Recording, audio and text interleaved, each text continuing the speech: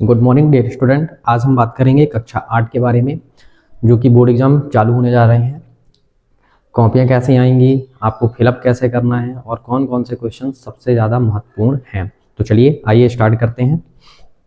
देखिए, वार्षिक परीक्षा जो कि अभी कल यानी 20 तारीख से चालू होने जा रहा है, आपको 2.5 घंटे का समय दिया जाएगा। ठीक, हम कक्षा 8 के बारे में बात कर रहे हैं। तो देखिए, आपको कक्षा 8 ठीक 2.5 घंटे का समय दिया जाएगा। सबसे पहले आपको फिल क्या करना है, अपना अनुक्रमांक यानी जिसको हम रोल नंबर कहते हैं। मान लीजिए आपका अनुक्रमांक है कुछ ऐसा, अनुक्रमांक आपके प्रवेश पत्र में आपको दिया जाएगा। ठीक है, जैसे मान लीजिए फॉर एग्जांपल ये हमने भर दिया। उसके बाद आपको इसके में एक खाने पर एक ही अंक को भरा जाएगा, ये ध्यान रखना है। और इसके नीचे इसका हिंदी लिखा जाएगा। जैसे ये 2 है तो आप लिखेंगे 2, 4 है तो आप लिखेंगे 4, 6 है तो आप लिखेंगे 6, 3 है तो आप लिखेंगे 3, फिर आप लिखेंगे 6, फिर आप लिखेंगे 4, फिर आप लिखेंगे 3, फिर आप लिखेंगे 2, फिर आ गया ये 4। इस प्रकार से आपको अपना अनुक्रमांक यानी रोल नंबर भरना है। उसके बाद आपके विद्यालय का नाम क्या है, याद रखना है। आपके विद्यालय का नाम क्या है ये फिलअप करना है। कहाँ मिलेगा आपको, आपके प्रवेश पत्र में लिखा रहेगा कि ना, स्कूल का नाम यानी शाला का नाम। मान लीजिए मैं फिलहाल कुछ एक नाम ले लेता हूँ, जैसे शासकीय कन्या उच्चतर माध्यमिक विद्यालय जयपुर, ये ठीक। उसके बाद हम बात करते हैं डाइस कोड के बारे में। तो डाइस कोड भी आपके प्रवेश पत्र में ही लिखा रहेगा, एडमिट कार्ड जिसे कहते हैं। जैसे मान लीजिए है 23/16/03/15/313। फिर परीक्षा केंद्र का नाम, जहां आपका पेपर होने जा रहा है वही परीक्षा केंद्र होगा। वहां परीक्षा केंद्र का भी नाम आपको यहाँ पे भरना है, साथ में दिनांक भरना है।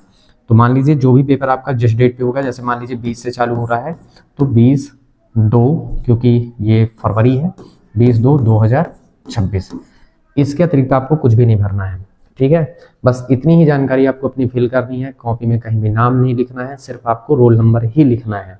ठीक, ये इस बात का विशेष ध्यान रखें। बाकी जो वहाँ शिक्षक होंगे वो सारे काम खुद ही कर लेंगे और आपको सारी चीज़ें बता भी देंगे जहाँ पे समझ में नहीं आएगा। बाकी आपको रोल नंबर वगैरह इसी तरह से भरना है। अब हम चलिए बात करते हैं थोड़ी देर के लिए, अगर हम बात करें कि पेपर आना कितने नंबर का है और क्या क्या बनना है। तो देखिए, पेपर आना है 60 नंबर का और कुल आपके पास कितने क्वेश्चंस होंगे, 26 क्वेश्चंस होंगे। तो आज हम डिस्कशन करने वाले हैं कि आखिर पेपर में आपसे पूछा क्या क्या जाएगा। तो पहले आप पेपर के पैटर्न को भी समझ लीजिए आज, कि पेपर के पैटर्न को किस हिसाब से पूछा जाएगा। तो आज हम डिस्कशन कर रहे हैं पहले कक्षा 8 में मैथमेटिक्स के बारे में। हालांकि जो अभी मैं बताऊंगा ये सारी चीज़ें एक ही साथ हैं, ठीक ना, सभी विषय में यही पैटर्न लागू होगा। लेकिन आपको बहुत अच्छे से पहले देख के सुनना है और समझ लेना है कि क्या क्या प्रश्न आपसे पूछे जाएंगे।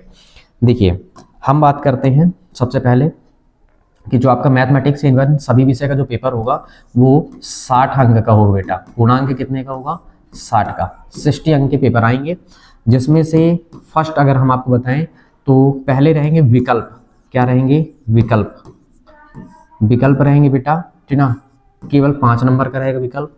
दूसरे में रहेगा बेटा आपके पास रिक्त स्थान, जिसको आप फिलअप कहते हैं, रिक्त स्थान।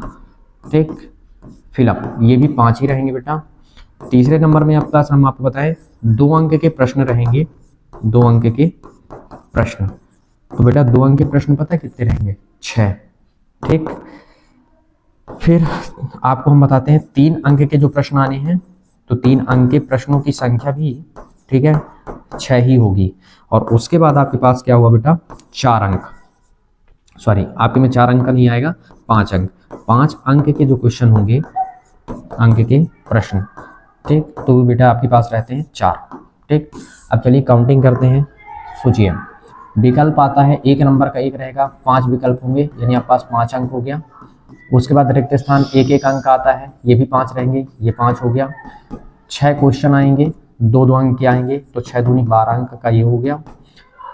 6 क्वेश्चन आएंगे, 3-3 अंक के आएंगे, यानी 6 × 3 यानी 6 × 18 अंक का ये हुआ। और 4 क्वेश्चन आएंगे, 5-5 अंक के आएंगे, तो 4 × 5 = 20 ये हुआ। इनको सब जोड़िए, जब आप इनको जोड़ेंगे, देखिए 5 5 10, 12 और 10 कितना हो गया 22, 22 और 8 जोड़ देंगे आप इसमें तो कितना हो जाएगा 30, 10 40, 40 और 20 कितना हो गया 60। इस प्रकार से आपके पास टोटल 60 अंक का पेपर आना है। तो आपको ध्यान रखना है कि सभी विषय में ठीक ना इसी पैटर्न पे परीक्षा में पूछे जाएंगे। अच्छा, आपको कॉपी और पेपर एक ही में ही मिलेगा ठीक ना, जिसमें प्रश्न भी होगा और उसी के नीचे आपको आंसर लिखना होगा। चलिए मैं आपको दिखाता हूँ कि किस तरह से आपके पास किस तरह से पेपर पूछे जाएंगे और कैसे कैसे आने वाले हैं। देखिए ये है मैथ का पेपर, थोड़ी सी आप देख लीजिए।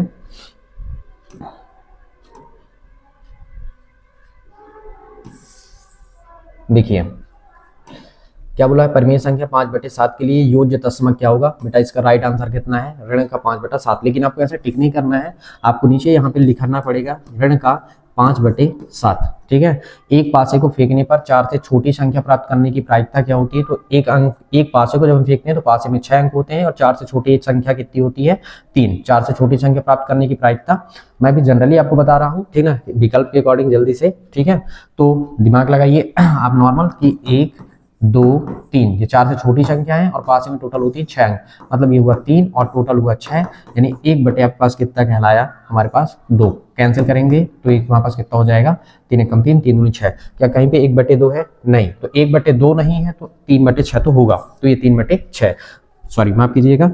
फिर से आपको यहाँ पे सिर्फ और सिर्फ फिल करना है, चाहे तो आप यहाँ पे डाल दीजिए सी नंबर और इसको आप डालेंगे ए नंबर। ठीक, ऐसे करके आपको फिलअप करना है। और ये जैसे अब हम आगे चलते हैं, जैसे देखिए 27 का वर्ग आपसे पूछ रहा है कि 27 का वर्ग कितना होगा, तो बेटा 27 का वर्ग जो है वो कितना हो जाएगा पास 729, जो कि कहाँ पे है डी नंबर पे, तो आप यहाँ पे डी लिख सकते हैं। और ऐसे एक वर्ग की भुजा की माप 4 सेंटीमीटर है, तो वर्ग का क्षेत्रफल कितना होगा, तो आप दिमाग लगाइए माप, यानी आपके पास भुजा दिया गया है, भुजा कितना है बेटा 4, तो क्षेत्रफल क्या होता है, अगर हम देखें वर्ग का क्षेत्रफल ऐसे हल किया जाता है, वर्ग का क्षेत्रफल, तो बेटा वर्ग का क्षेत्रफल क्या होता है भुजा का स्क्वायर, और भुजा का स्क्वायर मतलब 4 का स्क्वायर, क्योंकि भुजा के जब हम 4 रखेंगे तो 4 का वर्ग करेंगे तो 4 गुणे 4, 4 चौको 16। तो यहाँ पे हमारे पास कितना आ गया 4 चौको 16, जो कि सी नंबर का ऑप्शन है। तो यहाँ पे आप ऐसे लिखेंगे 16 सेंटीमीटर का स्क्वायर। ठीक है, ऐसे आप इस प्रकार से आप क्या करेंगे फिलअप करेंगे। ठीक, तो वहाँ ये आपके पास हुआ। नेक्स्ट हम चलते हैं आगे।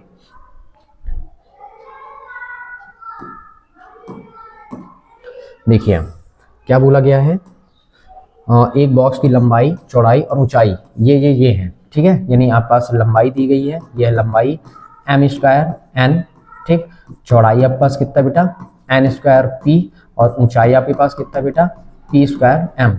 अब बोला गया है बॉक्स का आयतन बताइए, तो आयतन क्या होता है, आयतन आप फॉर्मूला जानते हैं क्या होता है, लंबाई गुणे चौड़ाई और गुणे ऊंचाई। तो लंबाई में क्या हुआ m² n गुणे ये n² p चौड़ाई हुआ, फिर उसके बाद ये कितना हुआ p² क्या हो गया m।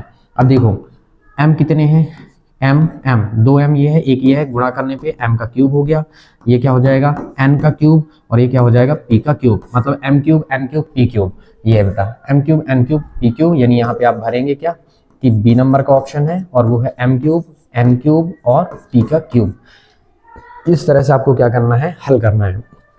अगर आपको जानना है कि 2 अंक के क्वेश्चंस कौन से आ सकते हैं, 3 के कौन से आ सकते हैं, पूछे जाने की संभावना है, तो मैं आपको 2 अंक और 3 अंक के क्वेश्चंस भी बता सकता हूं कि कौन कौन से पूछे जाने की संभावना है, जो ज़्यादातर मोस्ट इंपॉर्टेंट है। तो यदि आप चाहते हैं कि मैं आपको पूरे क्वेश्चंस करवा दूं, ठीक है, तो आप कमेंट कीजिएगा और कमेंट करिए और शेयर करिए और बताइए मुझे कि आपको क्वेश्चंस चाहिए या नहीं चाहिए। तो कमेंट कीजिएगा और बताइएगा, फिर मैं आपको आगे के क्वेश्चंस सॉल्व करवा के पूरी तरह से आपको सर्टिफाइड करूंगा कि कौन कौन से क्वेश्चंस आते हैं, कौन कौन से क्वेश्चंस आने की संभावना है। थैंक यू डियर, इस वीडियो को जरूर लाइक करिएगा, शेयर कीजिएगा ताकि सभी को हेल्प हो सके।